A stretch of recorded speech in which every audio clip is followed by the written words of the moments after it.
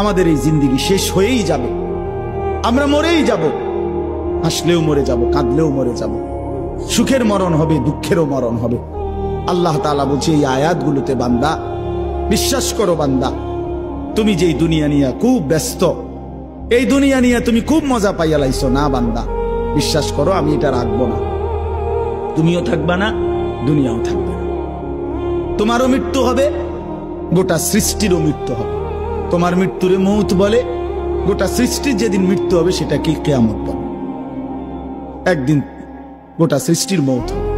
এই আল্লাহ বলেন কাল্লা ইদা দুক্কাতিল আরদু দাক্কাম দাক্কা, সাবধান বান্দা, মনে রেখো একদিন এই জমিন, এই গোটা সৃষ্টি চূর্ণ বিচূর্ণ হয়েছে, ভাঙচুর হবে, একদম ভেঙ্গে চুরচুর করে ফেলবে।